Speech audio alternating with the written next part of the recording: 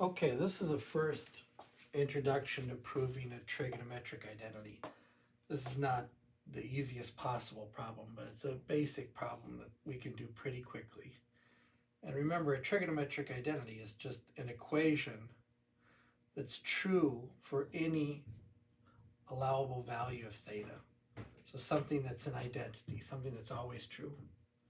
You take two things that don't look alike and you show that they are actually the same by transforming one side into another.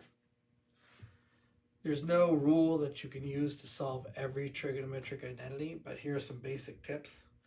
You should know your fundamental trig identities by heart, the ratio identities, the reciprocal identities, and Pythagorean identities, etc. When you work, only transform one side into another. Don't work on two sides at once. You can think about what this can become. You can think about your target if you're working on the left side and trying to turn to the right. Think about your target, but don't do two sides at once. Generally, it's just a rule of thumb, work from the more complicated side to the simpler side.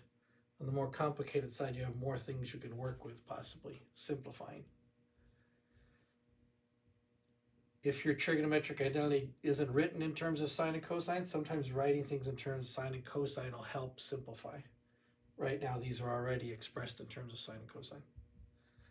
And the last tip, which is very powerful, everything you learned in algebra about factoring, multiplying, squaring, all the rules that you used in algebra are legal and required here. So let's look at this expression and show it's an identity by transforming the left side to the right side. What we could do here is square this binomial first.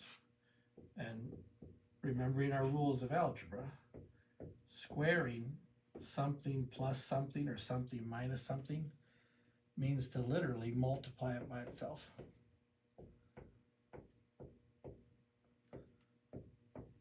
So I just rewrote this by writing the same thing twice. Now I'm going to multiply this out by distributing, or you can call it FOILing. Multiply sine times sine, sine squared theta.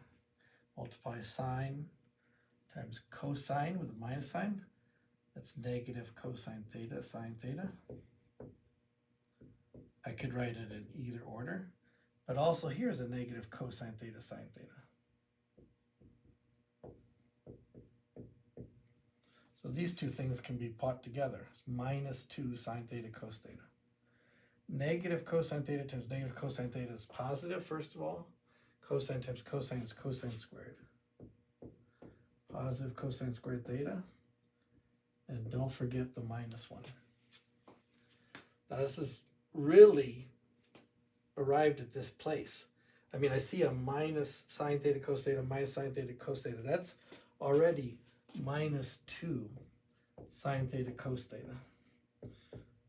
And for a second, we think we have some extra stuff that we don't need after we add these two. But now's the time to remember our trigonometric identities, our fundamental trigonometric identities. Sine squared theta, Pythagorean theorem identity, Pythagorean identity, sine squared theta plus cosine squared theta is always 1. So we can replace sine squared cosine squared theta with 1.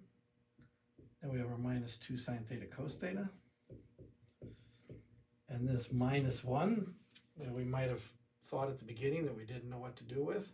And now 1 minus 1 is 0. And all that's left is minus 2 sine theta cos theta. That's exactly what we wanted to see. So we just demonstrated that this and this are the same expression. They say the same thing by transforming this side into that side. And we're done. We've proved the identity.